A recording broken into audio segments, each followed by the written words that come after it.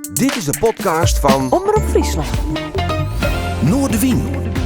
Met Willem de Vries. Kom verder.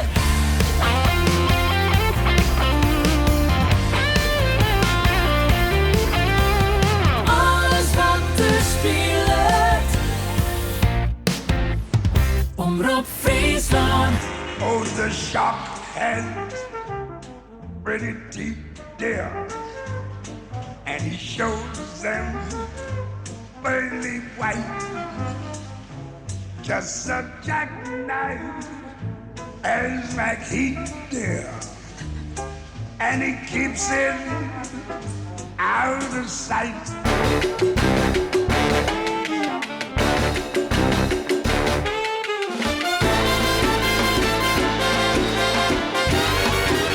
Dit is Noordewien. Goeie, en welkom bij Noordewien. Jullie bij mij een bijzondere gast om de tafel vanuit het Omroep Friesland Café. Ze neemt zichzelf cultureel ondernemster, projectleider, concepter. Ik wil mijn achtergrond in markom en journalistiek. En zo kijk ik nog wel even terug hier, want ik ken haar wel van bijvoorbeeld Dichter bij Leeuwarden, van Salen Skaaf. Maar waar ken ik haar net van? De cv is eigenlijk wat te lang om vat te lezen. Wordt één genomen om haar eens even nu te noemen. Annemarie Lindeboom, mooi dat je er bent. Welkom. Dankjewel. Hoi. Mooi om je te wezen. Ja. Alles Ja. goed? Ja, goed. Ja, lekker rustig eventjes. Ja, ik vond het Eventjes? fijn. Ja, ik krijg het Uit en Huis Festival Hoorn. Dus even rust, dadelijk op vakantie. Hoe is de verhoring met Rust en Annemarie Lindeboom? Ik moet er even bij vertellen voor de mensen die net zo goed kennen. Volgens mij ben je altijd druk, altijd ontdenken, altijd creatief. En die uitknop is volgens moeilijk te vinden. Ja, dat is een proces, mag ik zeggen. Ja, het is een proces. Het is net altijd makkelijk om hem uit te zetten. Leer het wel steeds meer om het wat te doen. Omdat oors dingen gewoon net goed gaan. Of net de kwaliteit levens die woest. Maar het bloed kropt heel snel, werd het net gaan. En dan stond ik weer in een project waarvan ik denk... Mooi, ik zocht alleen nog een kantoor, bijvoorbeeld, zei iets. Ja, en ben kwart keer zit dan in een project en best wel druk mee horen dingen. Dus. Nou ja, bijvoorbeeld Skaaf, is een project waarin ik alleen nog een kantoor zocht. En uiteindelijk 4 jaar later de aanbesteding won. Ja. Een van de meest besprutsen culturele onderwerpen van de gemeente Leeuwarden jarenlang eigenlijk. Hè? Ja. Als zaal, als podium. Ja, eindelijk een goede... nieuwe functie kregen. Ja, die volgens mij goed rint, weet iedereen het wat wie te vinden inmiddels. Je hebt het straks zo aan, maar dat tekent van je leven dat hinkstap, sprong in al je projecten, soms sprongelijk tussen aanhalingstekens dan te lonen komst. Ja, nou ja, dat is wel grappig, want ja, kom je er dan per ongeluk in te lonen of is dat gewoon hoedje binnen, zeg maar? Dat proces zit ik nou wel een beetje in van, toch dat niet van, het komt me wat of zo. Soms heb je daar meer invloed op dan je denkt eigenlijk wel. Of past het er gewoon bij je, die manier van werken. Gebeuren juist op de spontane momenten de dingen die het mast waren van die werk. In plaats van dat het heel gericht daar naar je op ziek is. Dus ja, het gebeurt wel spontaan. Maar dat wil net zeggen dat het net een beetje plant is soms. Ja. Ik ren regelmatig met vind ik een hele mooie hoen door de stad. En ik ben al een paar keer een gedicht van die Tjen Kaam. Die publiceert binnen op een morgen gewoon eigenlijk prachtig. Ik denk, daar is de Annemarie weer. Maar je bent net alleen een organisator en een oorjager van projecten. Maar je bent ook dichter. Dat klopt. Poëet, spoken word artiest. Hoe zocht hij zelf? Nou, ik denk dat laatste tijd meer spoken word dan dichter. Wel ooit mijn dichten echt begonnen. Maar nog helemaal net zo lang. Het was toen het sextje, het was toen het zandje. Dat rint ik wat u te gaan. Dat is inmiddels net meer alleen nog maar poëzie, maar muziek. Dus ik maak nu mijn eigen muziek erbij. En mijn eigen show, mijn heel entourage en een heel thema. Dus ja, dat rint ik wat u te gaan. Ja. Zit er wel eens wat net uit te horen? Nou, nee, maar op een gegeven moment is dat de status quo, zeg maar. Het rint altijd wat u te horen. Ja. Het dichtje is schreeuwen en schreeuwen begint vaak lieds, zolderkamerke, liedse notities of een squalagenda. En dat shot meestal de wereld net. Maar wanneer je dat voor die begon? Nou, dat is eigenlijk begonnen toen ik een keer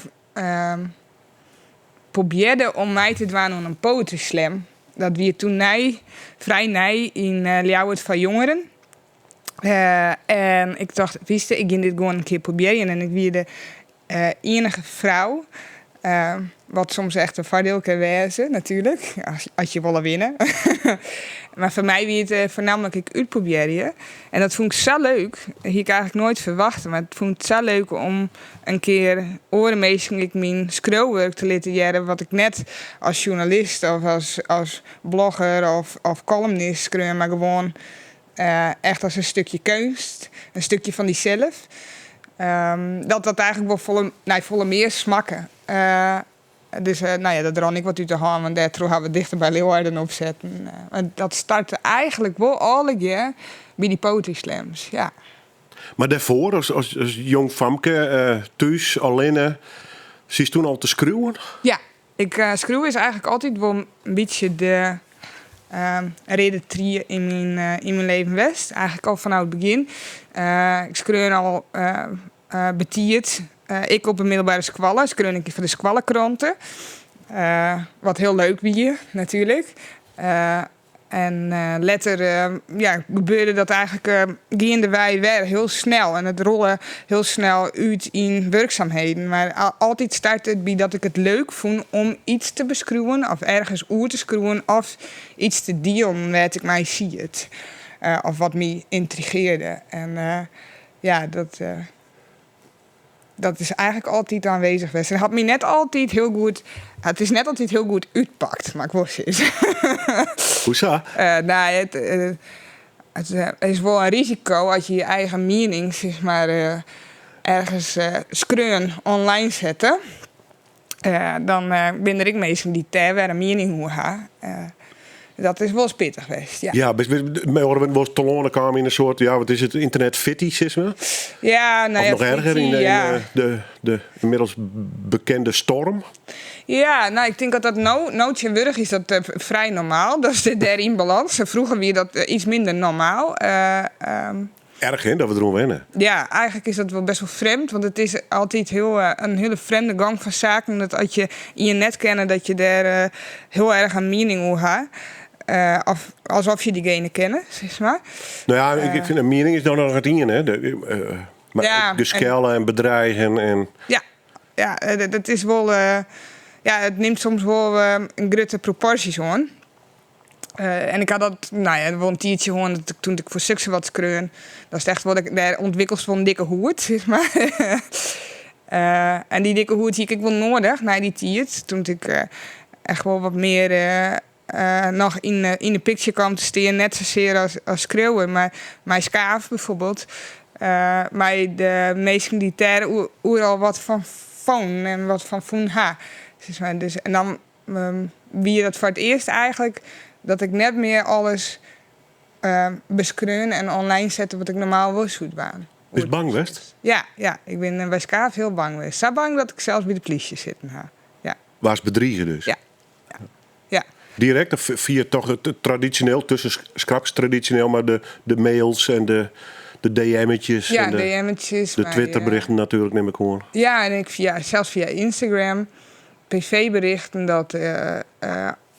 gewoon breekt in beide poorten als zo'n Skaafs is. En wat je die op met 12 vuisten als het minst verwacht. Ja, dat zijn net dingen die waarvan zei dat lijst even naar Stidel. Ik ben best wel iepen. Meestal wie ik weet, ik wijn, want dat staat ik in de krant. En dat is al hartstikke leuk.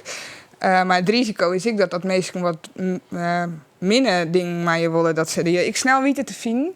Nou ja, voor hetzelfde zit er in mijn fakkel voor de doel. Ja. En ik ga een hele grote bek, maar ik weeg maar 3 kilo. En als ik hier in Shin kom, in het steegje, dan lis ik het toch echt wel oud. Maar dat is heel jammer. Maar qua kracht win ik het net. Daar ben ik weer wel vrij benauwd. Het gaat ze trouwens overigens bij de politie heel serieus genomen. De meesten ben er ook gewoon onhouden of zo? Nee. Safir is net kalm gelukkig. Ze ben bij meesten Delwest. En toen is het snel rustiger geworden. Dus er wist wel waar het weer is? Ja. Nou, je net vreemd waar het West binnen, maar wat heel belangrijk is, had je daar nou nog les van? Nou, het had wel wat dingen mij, wat je wil of net vertellen. Of, zeg maar, vroeger wie ik heel bot van het... nou, ik vind er iets van en het zie ik. En, nou denk je wel wat meer nij soms hoor. Wat je vindt. Of verpak je dat wat... Dus wat tactischer. Wat tactischer, ja. Wat gereserveerder. Ja. Mijn vriend zei altijd... de pittige dragster, ik kom je erachter. En de pittige dragster zit er vaak nog wel in. Dan vlok ik op zijn Fries, maar een rollende R. En Ja, dan, ja wij vinden, maar ik zeg, kom je er wonen, de dragster ben een hele woordping. Ja. Nou, die pittige dragster zit er nog vaak in. Ruttebeck, altijd direct wat versissen. En het traditionele Lietse hartje. Ja, en het Lietse hartje, ja. Maar ik leer wel om de pittige dragster af en toe wat rustig te houden, zeg maar. En die bedreigings, ben die stoppen? Die ben stoppen, ja, Dus zeker. geen acute dreiging meer, dus maar Nee. of jongens bij de vaderworst eerste stingst, oeps. Nee. Wat Jos nog goed in schouder? Nee, en ik daarin denk ik dat mensen lieten zich heel snel meenemen in dat just nou wel vaker in een bepaalde tendens. En op een gegeven moment moet het dan in gewoon eventjes met de vingers knippen en nou maar eens even normaal doen. En dan denken ze, oh ja, wacht even, dit klopt ik net helemaal, zeg maar. Het is als twee honden, dit zien elkaar Ja. te brullen en elkaar jongens, joh, Ja. het is wel even klein, jammer even eten en dan is het oer. Ja. Ja. Ja, een vriend van mij zei les bij een discussie. Is dit zoiets waar vast de volgende dag stinkt? Oh, ik giet volle alcohol gewoon. Dus dit sloeg eigenlijk nergens op. En dat zei er op het moment dat ik eigenlijk nog leuk wie in wat ik volle alcohol dronken hier. En dat wie echt zo'n moment. Ja, dit liet we ophouden. Morgen werden deze. Ja. Nou, ik ben blij dat het weer een beetje veilig viert. Ja. Ja, kan je me Ja. voorstellen. Muziek. We jippen mij Mac the Knife, Louis Armstrong. The Great American Songbook. En dat is een fenomeen, dat hele songboek trouwens. Het is een verzameling lied. Nee, in Amerika zit ik er maar even bij. En de vertel eens bij onder de plaat dat dit heel vaak draait, hè? Ja. Waarom? En dit Is het u te lezen? Ja, dit nummer, ik wil altijd gewoon super blij van dit nummer. Er is gewoon net een leuke nummer dan dit. Het is gewoon feest. Dus ik heb een heel bijzonder verhaal over gezet. Dit nummer is 100 jaar oud. Dat kun je bijna net vaststellen, maar 100 jaar oud en nog steeds leuk.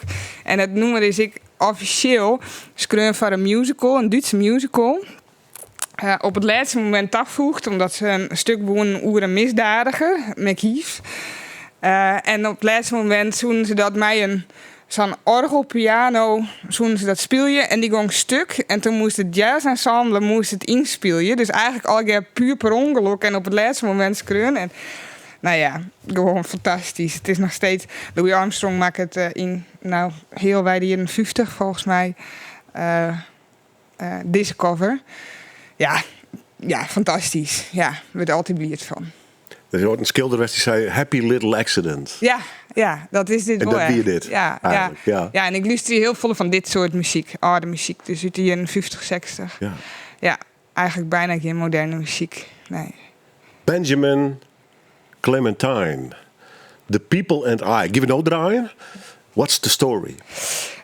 Dit is een van de weinige artiesten die ik van Tjeburg, die ik dus wel goed vind. Benjamin Contemporary. Clementine. Ja. Benjamin Clementine is eigenlijk een beetje de moderne Nina Simone, kan je wel zeggen. Hij was 24 toen hij dit nummer maakte. Hij had altijd op stritten wennen vanuit zijn sectiende. Van Londen naar Parijs verhuizen. Op stritten alle verschillende muziekinstrumenten leren spelen. Alle muziek die hierop zit, had hij zelf betocht, zelf gecomponeerd. En de muziek zelf maken. Dit noem ik het hoe het klinkt alsof het schroet voor een vrouw, maar het gaat over zijn rol in de maatschappij als dakloze en hoe het naar de maatschappij zit. Ja, want dat is bijvoorbeeld naar zijn tekst zit. Woman, why are you looking at me? Woman, what are you looking for? Maar dat gaat dus eigenlijk over zijn rol op stritten. Ja, eigenlijk gaat het over de huidige maatschappij en hoe die omgaat met elkaar. Dat we eigenlijk meer verenigje matten en meer weer mijn wanden matten wezen in plaats van 10 wanden uitspelen. En daar gaat dit nummer over. Ja. Waar komt hij bij? Is een Amerikaan? Nee, Engelsman. Engelsman, ja. Maar dat gevoel herken je wel? Ik vind dit voornamelijk heel inspirerend. Zijn orenblik. En hij is precies lieke oud als mij. Echt, dat vind ik heel knap. Dat je op zijn leeftijd als mijn zijn leven zij iets moois kan meidje. Oh, yes. Oh, yes. Said I sing for the people and I write for the people and I speak for the people and 'cause they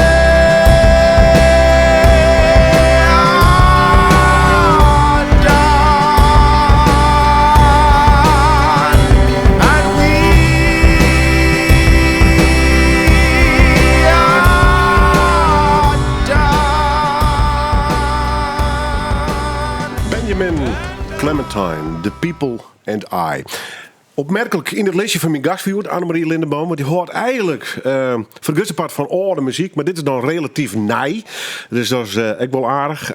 Ik begin net vaak over in zijn uiterlijk, Annemarie, maar als ik die zag, dan lijkt het altijd een soort film van de jaren 50 stapt te wijzen. Dat was op Instagram en orenkanaal en ik al die foto's van interieurs. Een hele jaren 40, 50, zit ik het dan goed, een beetje de goede periode? Ja. Waar komt die valliefde? Wij? Nou, ik denk, die valliefde zit hem voornamelijk... Ik denk ik wel van Grid deal in... dat er vroeger nog wel volle een soort maken willen om langer mee te gaan. Dus net om nou snel voor dit hier leuk of voor dit seizoen bijvoorbeeld mijn kleren. Deze jurk komt uit hier in 50. Letterlijk uit hier in 50, ja. Oké. Nee, dat is nog steeds goed. Ja, dus ik zie geen garden. Nee. En dat is wel... het materiaal is beter. De meubels, het materiaal is mooier. Er worden meer producten en diensten en alles worden makkelijk om lang mee te gaan. En dat mis ik wel eens, die lange invloed. Zeg maar, hebben we die net meer. Alles is snel. Wat nou scoren. En dan worden weekend is er wel wat anders. Maar dat is de duurzaamheid. Ja. Maar blijkbaar is het esthetisch. Ja. Echt heel mooi. Echt heel mooi, ja. Wat is dat? De kleuren? Ik zou die soms in het opvallende jaren... Het green bijvoorbeeld is heel opvallend, vind ik vaak. Hè? Dat soort bruin... Giel, tinten, ja.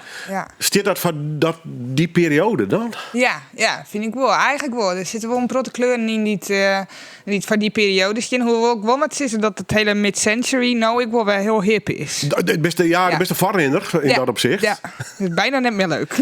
Nee, nou ja, en het zat vaak eerst maar hype als het nog langer nog volhorst, dan wordt het vanzelf wel eens een keer trendy. Maar daar zit nou een beetje in, hè? Ja, want toen draagt het al heel lang. Ja. Is het een soort... Is het een lifestyle of is het eigenlijk of toch onklaring? Nee, ik denk dat het gewoon wel een beetje part of the deal is of zo. En wel wat verder gaat als alleen nog onklaring. Ja, ik denk dat het gaat om... Het had ik wel een beetje bij die visie op het leven te maken. Ja, denk wel. Ja. Maar soms doe ik wel uitstapjes. Ja. Dat Tiertjelien hier knalroze hier. En toen had ik wel wat modernere spullen aan. Het is net zo dat ik alleen nog maar in vintage erin. En vind ik wel leuk dat iedereen dan af en toe even een kwartsluiting had van... Ja. Nou, zie je er heel mooi uit. Gaat het wel goed met die? Ja. Ja. Hier is in die periode leven wel. Of is het nou heel noffelijk dat het waarom is, dat het broekenkist... En dat is toch anno 2023 op deze aardkloot en hoor rinst? Of hier is het wel in die tijd? Nee. Ik denk soms qua onbezonnenheid soms wel. Ik heb het idee dat als ik naar de noemers luister, van die tijd bijvoorbeeld, de muziek, die tijd iets minder... ingewikkeld weer. We stellen iets minder eisen aan het leven en het geluk. En dat maakt het soms in deze tijd wel wat moeilijker. Wat uitdagender. We stellen heel veel eisen aan waar we moeten staan, wat we van werk moeten doen, wat we daar leuk aan vinden, hoe we in het leven staan, hoe het oren naar je sjuggen, want iedereen is shirtjes. En dat wie vroeger ik net zei. Dus in dat opzicht denk ik dat vroeger best wel wat minder druk op u leiden. Aan de andere kant, nee, ik zou net graag in die wereld leefd hebben. Zeker net als vrouw zijn. Nee. Dan zie ik net al die dingen kennen waar ik nou doe. Nee. Vier je vrij als vrouw? Ja hoor, ja. En als ondernemer? Ja. Wat best u, nou ja, misschien nou of in het verleden, zijn er protte mannelijke moorden op rond? Nou, eigenlijk nooit zo. Ik had het nooit zo ervaren. Ik had het voor het eerst wel ervaren in het tiert met Skaaf. Oor wereld, vastgoedwereld, daar is dat meer aan de hand. Dat het uitmaken is, dat het een vrouw is. En de politieke wereld, daar maakt het ik nog heel prot uit.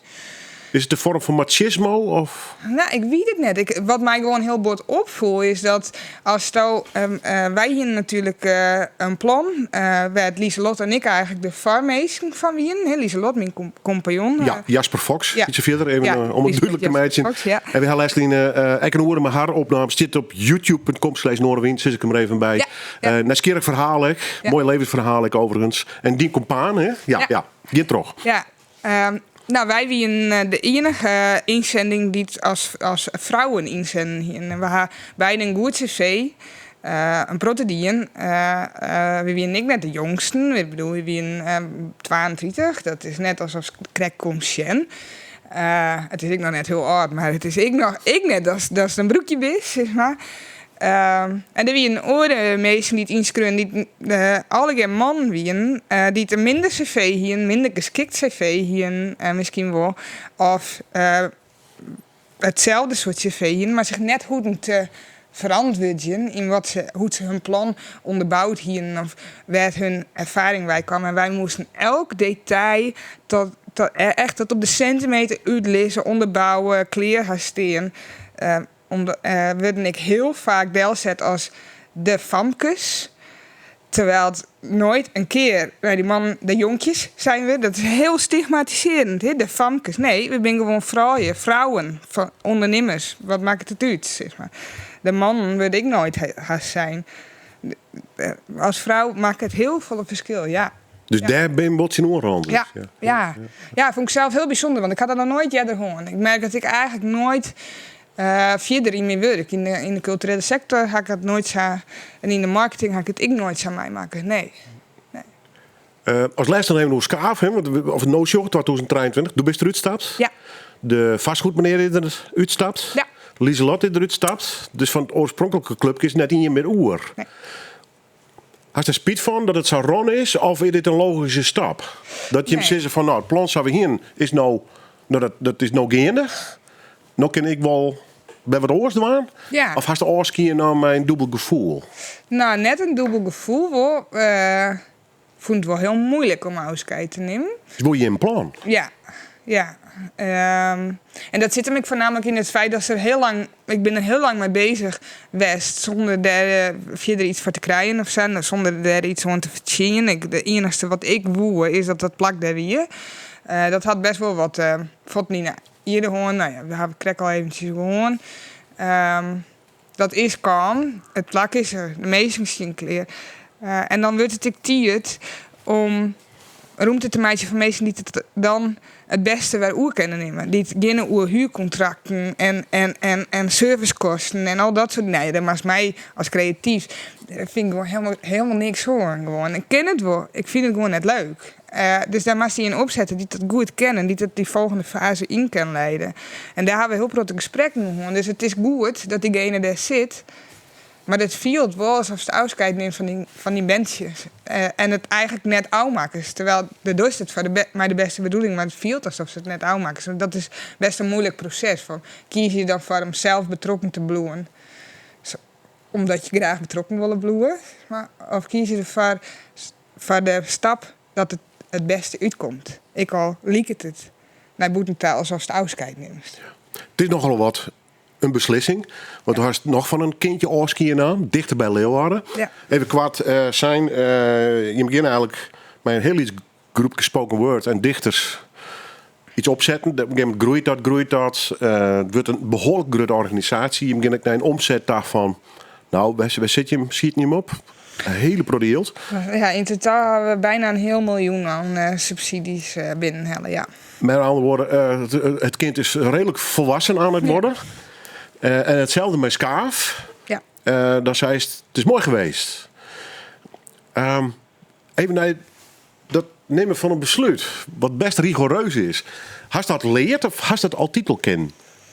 Nee, dat kon ik net. En dat had ik heel lang uitgesteld. En dat was echt de moeilijkste keuze ever om te meiden. En had me een hele grote verdriet. Het was net een keuze waarvan ik dacht, oh, dit ging nou een meidje. Het is kleren. Het is wel, dit woert eigenlijk ik net. Het was een moedje. Ja, dus nee, dat zowel bij Skaaf als bij dichter bij Leeuwarden als in mijn eigen bedrijf opjaan, omdat ik Studio Zeepsop nog hier en het allebei goed waren binnen keuzes die ik net woer meidje, maar die het moesten om. Door omstandigheden? Ja. Ja, en dat zit hem voornamelijk ook in het feit dat, nou ja, sowieso is het, slaat het natuurlijk helemaal nergens op dat je vrouwen bedrouwen ha. Dat is gewoon, dat slaat nergens op. Oerdruw is een vak, hè? Ja. En dan kun ik verslag je. Ja. Voor mij best ja, dat ben ik cum laude. Ja, ik die ik nog een opleiding trouwens daartussen. Ja. Ook het jij krijg ik dan benauwd. Ja. Het wie sowieso te volle. Hè? En nou ja, wat we kregen al aan het begin zijn, alles rint altijd wat uit de hand, zeg maar. En dat is ik een beetje hoe het rolt. Maar het ron altijd uit de hand in combinatie met mijn maat eigenlijk. Met Lieslot. Samen konden wij de wereld aan. En vrouwen bedrijven lukte u gewoon met z'n beiden. Maar ik net helemaal, want net voor niks zie je Lieslot natuurlijk mijn behoorlijke gezondheidsklachten opnemen. En thuis, vorig jaar. Rond deze tiert ik. Nou, en het is ik daar net voorbij gingen. Nee. Daar was ik een tiert tussen zitten. Ja, maar net in de tiert dat alles zo goed ging eigenlijk. Net in deze, dat wie al volle jedden. Ja, maar de les wel leert dus. De les wel leert, jedder op een rem trapen, net iedereen kent dat. Lieslot is heel betrokken bij alles. Ja, ik hoe het net goed losliet. Nou, dat had haar nekt. Dat is verschrikkelijk. Maar dat zorgde er ik voor dat ik in mijn eentje van vrouwen bedrijven stond. En eigenlijk wie het mij zijn bijna nog net te doen. Maar in je eentje had ik dat nog heel lang die naar Jallier. Om alles goed uit te ronden. Dus alles, het is zorgen dat alles in goede baan leidt wordt. Maar het is net, ik moest gewoon echt wel de conclusie zoeken dat dit in mijn eentje net goed. Dat ik dan of het een of het oor gewoon net goed die. En net goed was vind ik heel vervelend. En dat ik geen riocht toen weet je heel lang ombouwd ha. Dus moet je ziek je naar de beste manieren waarop dingen trokken gaan, zonder dat je dan zelf daarbij betrokken bent. Dus bij Skaaf op deze manier maar een nieuwe projectleider die dat goed kan oppakken. En mij dichter bij Leeuwarden, ja, als je dichter bij Leeuwarden is net een organisatie waar je een protestanten verzinnen. We gaan hartstikke volle geld binnenhellen, maar dat we alle voor de community. Net ja, en dat gaat om duidelijk te zijn, dat gaat al in die projecten zitten natuurlijk. Dus dat klinkt al in projecten zitten. Je bent net een goed betellen CEO worden. Wij kregen beide €1000 in de maand voor 20 uur in de week werk als ZZP'er. Nou, dat is niks. Nee. In een eentje maar er 40 uur dus voor werkje voor dat bedrag. Nou, dat ken het. Dus dan mag ik gewoon zeggen, oké, maar hoe kunnen we de activiteiten continueren zonder dat het zou volle zinten misschien kost. En daar ga ik heel lang naar zocht. En dat hebben we van nou in de samenwerking met Explore de Noord. Die een aantal onderdelen oornemen. Dus het gaat ik net verlen. Maar dat wie wel. Ik had daar heel bot om goed. Dat ik die keuzes moest meidje. Dat is net iets wat je wilde. Alles ran eigenlijk heel goed. Ja. Ja, die prachtige projecten. En het enthousiasme, jonge mensen, jonge talenten de podium bieden. Ja. Het zien we al je roer veiligheid. En we hier voor het eerst. En ben je een jonge talentbol. Het is echt veilig om jou om creatief te wezen. Ik ga een aantal beetje op afstand. Zeg dat je een prachtige bijeenkomst naar haar is op een zolderkamer. Ja. En als je ook mensen qua lichaamshouding in ieder geval heel erg zichzelf werden. Ja. Ja. En dan gedichten voordragen wat heel kwetsbaar is. Dat is toch een verdienste. Ja, die heel bijzonder. Dichter bij Leeuwarden is een hele bijzondere community. Ja. werd iedereen echt mocht wezen, altijd. En dat hoop ik en ik begin ervan uit dat dat altijd zo bloot. Dat is de kracht, West, altijd van Dichter bij Leeuwarden. Net iedereen mocht net meedoen. Iedereen is welkom, altijd. Op wat voor manier dan ik. En eigenlijk vielen alle witkeuzes die daarbij en een beetje als mijn band, zeg maar. Mijn groepje, of zo. Het klinkt heel stom, want het is net, dus ben ik vaak een stuk ouder en ik ga een protten van hun leren. Dus eigenlijk is het heel stom. Maar toch viel het samen dat je het binnen brengen en dat je dan in één keer afscheid moet nemen van bijna 100 mensen. Nou, succes jongens. Hoi. Ja, dat is natuurlijk een Bist je wel als poëet belutsen bij Dichter bij Leeuwarden? Nee, ik net zo volle meer, want dat is eigenlijk wel een beetje vreemd. Dat je heel lang als projectleider zelf erin staan, dan ga je net meer zelf daar als poëet heel volle staan. Viel het een beetje vreemd. Maar misschien op den duur wel weer. Dadelijk wat oud staan, dan misschien wel. Ja. Lana Del Rey. You don't ever have to be stronger than you really are. Ja. Prachtig mooi wie ziet. Ja. Staat in het nummer wat we draaien in California. Ja. Why this song? Nou, dat is eigenlijk... Ik wil een beetje... dit nummer had eigenlijk... Ik wil een beetje... mijn eigen stukje wel. Van oké, je hoeft net altijd heel sterk te wezen. Mij al die bedrijven en wat mij Lieselotte gebeurd is natuurlijk... is het best wel moeilijk om zelf heel erg recht te bloeien. En ik nog een beetje wat plezier in het werk te hebben. Want het is gewoon echt wel een protohut werkje. En ik heb wel geleerd dat het gewoon heel oké is om af en toe te zeggen... Nou, zeg hoe gaat het nou eventjes net? En dat mij, of zo. Ja. I'll pick you up if you come back to America. Just hit me up, 'cause this is crazy love. I'll catch you on the flip side if you come back to California. You should just hit me up. We'll do whatever you want, travel wherever, how far. We'll hit up all your places. We'll have a party. We'll dance till dawn. I'll pick up all of your Vogues and all of your Rolling Stones. Your favorite liquor off the top shelf. Lana Del Rey, California. Stie op het muzieklistje. En ik deed maar even het horrorlistje. Dat slaat net op haar smaak, dus ik er maar even bij. Maar op mijn vraag om 4 platen uit te zoeken. En ja, haast bij alle gasten komt er toch wel uiteindelijk een soort geel uit van hoe de wat dorst bij jongen. Want ik kan die wel 100 platen leveren. Vandaar ik de horrorvraag toch altijd maar stel. Want het is ook een beetje prikkelen. Wist je, qua smaak. Soms zei het iets over een periode, weet je, uitkomen. Annemarie Lindeboom. Wat zei je bij mij te gast hier? Op papier cultureel onderneemster, maar vooral eens een creatieve geest. Van alles mij maakt al in haar jonge leven, dat hebben we krek beleven jet. Even het nou, Annemarie. Hoeveel bedrijven hast nog? Hoeveel projecten hast nog erin? Waar is het oorlog in? Wat hast op dit stuit bedijn? Nou, eigenlijk is het nou wel lekker rustig. Kijk. Ja, sinds april de verkozen om hier een bedrijf te hebben.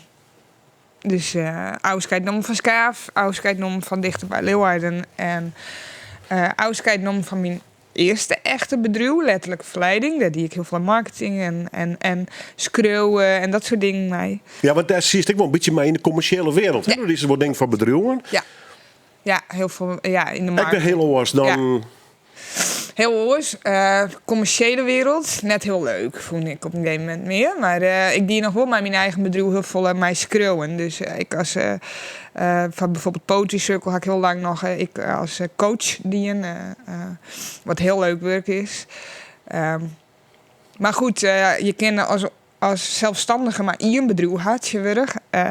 Dus dat forceert je op een keuze te maken. Dus ik had de keuze maken om Studio Zeepsop trots te zetten. Dat is sociaal-culturele projecten, grote producties. Dat rint goed, dat vind ik fantastisch. Daar kan ik alles in kwijt.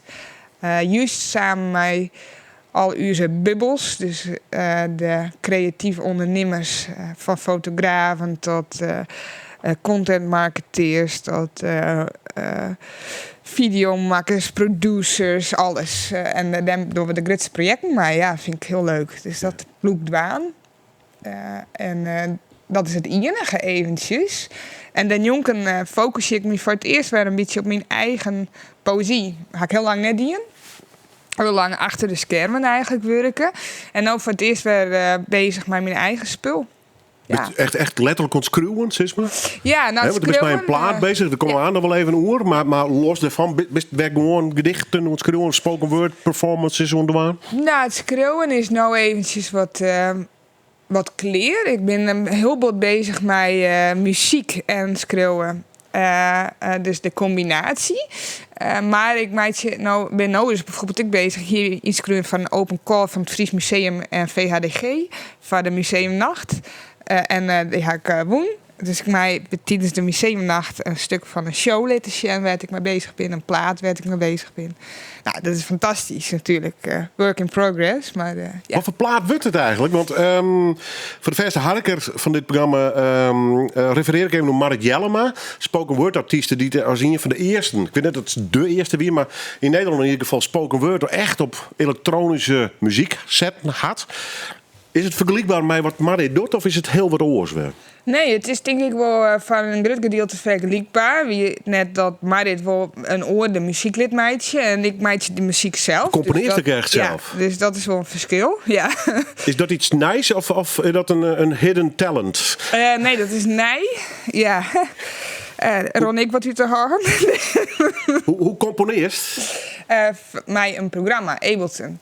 Ja, dus het is alweer elektrisch, maar wel inspelen. Maar, Als je een computer met een keyboardje of zo en dan is het aan inspelen, ja. maak het sassie? Ja, nou ja, zelfs het keyboardje wie er is, zelfs nog net is. Het is echt, het wie echt gewoon, start the beat begin. Zeg maar.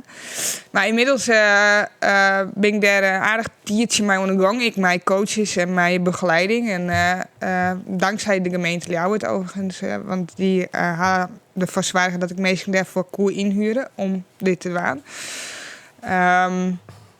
En ja, ik moet dit altijd al een keer proberen om zelf muziek te maken. En het is zo leuk en het gaat zo goed dat het eigenlijk heel logisch is om een plaat te maken die daar dan. Ja. Ik ben toch even door die muziek nog, want ik ben best dus aan de gang. Want je zei, krijg coaching, is dat dan in songs schreeuwen of is dat juist in de techniek? Was Techniek. Techniek gewoon, ja. Dat is echt in de techniek. Ik hoor heel veel van muziek en ik luister een heel soort muziek. Dus deze vraag van fysiek 4 noemen ze het is echt de hel op aarde voor mij. Ik luister vooral heel veel verschillende soorten muziek. Maar ik heel veel oude muziek. Ik denk een heel brede invloed had van muzieksoorten. Maar ik die eigen gehoor proto ontwikkeld. Mijn eigen muziek is eigenlijk heel een beetje te elektronisch soms zelfs. Maar daardoor eigenlijk ook wel heel vet, want het is iets wat ik normaal misschien net zo luister. Maar wel past. Het is ook meer soundscape dan echt muziek. Maar de begeleiding zit net zozeer in hoe ik wil dat de muziek klinkt. Want daar pruts ik gewoon zelf krijg zo lang mee dat ik denk, dit geluidje wil ik hier gaan, deze past dit is precies de vibe die ik wil, of het ritme wat ik wil gaan. Eigenlijk het enige wat ik aan begeleiding dan krijg is, hoe krijg je dit mooi in van de mix? Want het ene klinkt vies te hut als het oren, de bas is vies te hut. Wat ik altijd heel lekker vind, dat de bas wat te hut zit, maar dat mij net op een plaat. Hoe mixt dat mooi aan? Hoe zwaar is het ervoor dat het klopt? Dat het ritme klopt, dat het technisch klopt. Ja, daar krijg ik begeleiding bij. En wat je met de taal, neem ik aan. Ja. Is het Nederlandstalig, Engelstalig? Nederlandstalig. Nederlandstalig, Het is altijd Nederlandstalig. En ik zei altijd, ik had geen gevoel voor ritme, maar dat komt wat op waarom. Ik denk dat ik best wel een gevoel voor ritme heb. Ik denk alleen nog net dat ik een carrière in de rap moet beginnen. Dat net, nee. Wat is het meer spoken word-achtige performance die dan dorst? Ja, het is spoken word. Het is wel grappig, want de meeste noemers die ik schreeuwen daar hebben we de teksten van eerst. En heb ik de muziek erbij omheen gecomponeerd. De laatste 2 nummers die ik schreeuwen hier ik eerst de muziek maken. En bij eentje zelfs dat ik de tekst apart schreeuwen hier en de muziek apart maken hier. En op een gegeven moment toch volgens mij past dit best wel goed bijwanden. En het toen op een wandelij en het precies posten. Zonder dat ik daar hoe dacht hier dat het bijwanden moest. Dus het proces gaat wel wat oors inmiddels, ja. Die Roots les in Drachten. Ja. Dat is een beetje een twatalige plak. Ja. Zo staan ze in het verleden werd natuurlijk wel echt een Fries dwarpke. Tjibburg is een behoorlijk grut dwarp worden. Welke hoek is het? De Nederlandstalige of de Frieske kant eigenlijk Friese een beetje? Dat wel, hè? Ja. En toch Fries kruwen? Nou, maar het was zo dat het steeds meer lukt om het Fries te schroeven. Had het ooit dienen? Nee. Dat zit hem ook in het feit dat ik vind het Fries praten heel leuk. Het Fries schroeven vind ik best wel een uitdaging.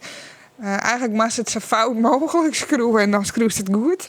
Maar dat gaat als taalnatie, zeg maar. Want ik ben natuurlijk schroever en dan ben ik altijd een beetje een taalnatie. Dan gaat dat compleet zie je gevoel in van hoe het zo moet te staan ergens. Het Fries krijgen op een middelbare school. Nee, ik weet niet of dat nou nog krijgt, maar ik kreeg het wel. Een jaar, wie het verplicht. Maar dan leer je net de taal te schroeven.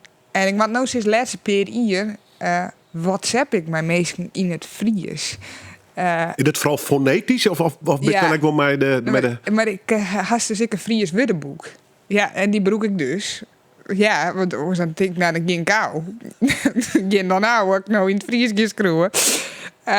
Maar daar trolleer ik wel hoe ik de woorden wel moet schroeven. Want ik type het wel in en dan op een gegeven moment verbetert het wel. En dan denk ik, oh, dat schroef zo. Daar trolleer ik wel steeds meer en meer om in het Fries te schroeven en te communiceren. Dus gek genoeg helpt de techniek je wel om het Fries... Maar toch juist naar de emotionele band met die taal. Wat lijkt nog dichterbij? Het Fries of toch wel het Nederlands? Nou, ik denk eigenlijk wel het Fries. Alleen ik denk ik in het Fries. Daar mag dat even doen. Nee, toch denk ik in het Fries of denk ik in het Nederlands? Maar ik denk, maar in de interne communicatie, zeg maar, de interne vergadering. Die werkgeheugen, zeg maar. Ja. Denk ik in het Fries. Dan ben de conversaties ik in het Fries. En als leuk best? Als leuk ben je schelden. Ja, mijn rol daar. Ja. Optie woord. Ja. Ja. Er zit eigenlijk gewoon een woordpik in, heb ik het idee een beetje. Ja. Het is wat verscholen, achter Drachten en Ljouwert, maar... Ja, een beetje wel. Maar goed, ja, ik denk dat we misschien wel een keer gaan proberen in het Fries. Ik vind het wel nieuwsgierig. En ik denk dat het me misschien ik wil dat de taalstje dichter bij het. Ik ben opgegroeid in het Fries. Thuis praten we Fries. Ben je bij de ouders echte Drachters? Nee. Ja, mijn heid komt in Drachten en mijn mem. Nou, die kan. Die wie er in is. Ja. Mijn mem die kan gewoon in is. Bliksem. Ja. Nee, mijn mem kwam wel uit Friesland, maar oorspronkelijk net. Nee. Import. Import Fries, ja. Wat als naar die ouders, hingen die bot op poëzie, cultuur of muziek of juist net? Nee, helemaal net. Nee, mijn heid werkt bij de douane en daarvoor bij de belastingdienst. Ja. Wat stier de radioproductie waar er platen draait of iets stil in huis? Nee, mijn heid is echt wel iemand die het van een protte muziek houdt, altijd. Ja, en hij speelt het zelf ook in een coverband als drummer. Dus muziek zit er wel in. Ja, muziek zeker wel. Maar de cultuur, of de culturele wereld, werd ik in werkjes. Maar dat is voor hem een hele oorde wereld. Ik krijg altijd dat voor mij zijn wereld is. Maar is voor mij voor hem de culturele wereld een hele oorde wereld. Maar het was vroeger hadden we daar een grote discussie over gehad. En we de opmerking om een echte baan te vinden. Ik wil dus neemt, want cultuur is toch ontspanning voornamelijk in de eigen van mensen die in een baan bijvoorbeeld bij de belastingdienst zitten. Daar is er wel heel hut van waar we omkomen. En mijn heid is echt wel mijn maat gewoon. Ja, die vindt het al helemaal fantastisch. Die wil wel bij Skavond werken, maar de hele familie, ja, fantastisch. Ja, enthousiasme. Ja.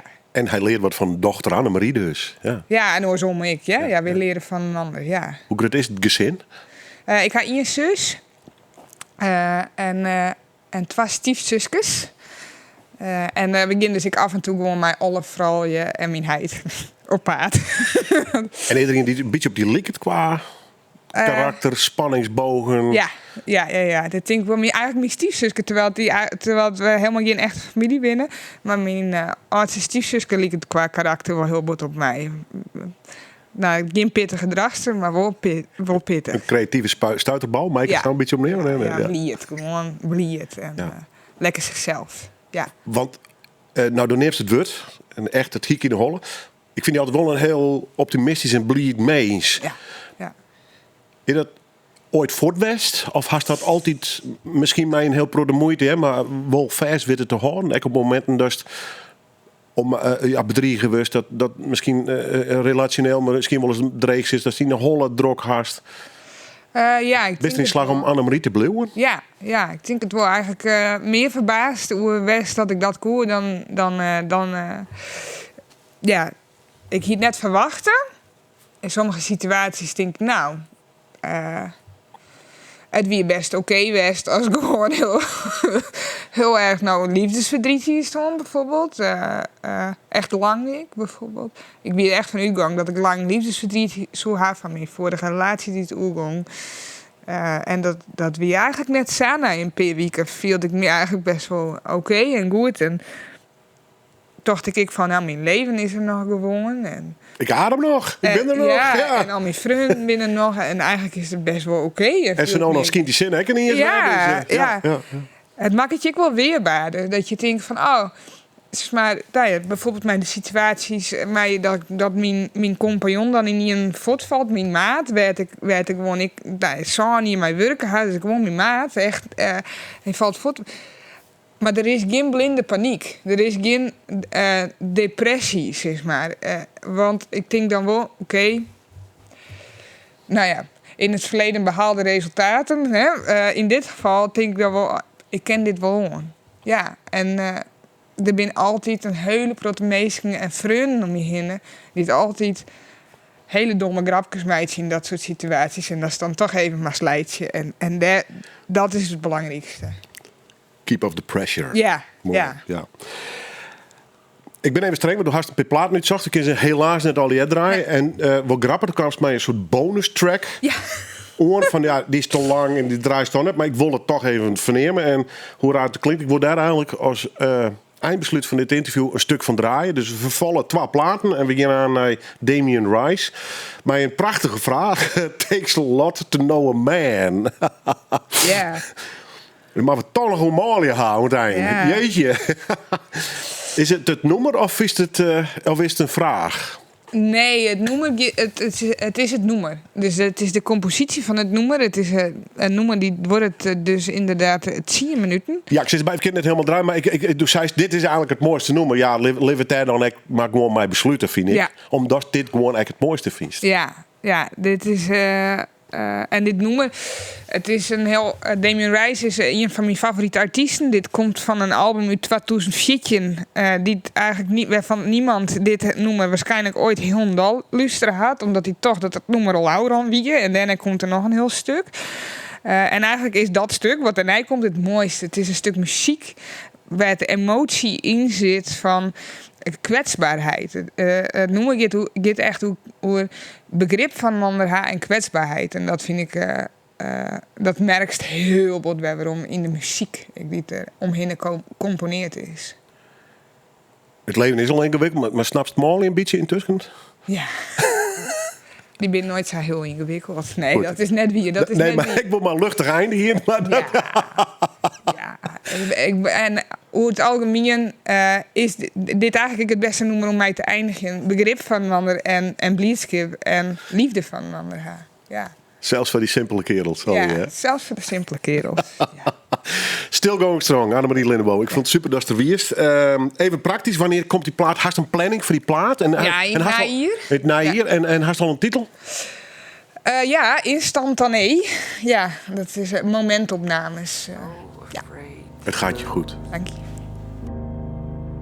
What is it you're thinking that will happen if you do? What are you so afraid to lose? What is it you're thinking that will happen? What is it you're so afraid to lose?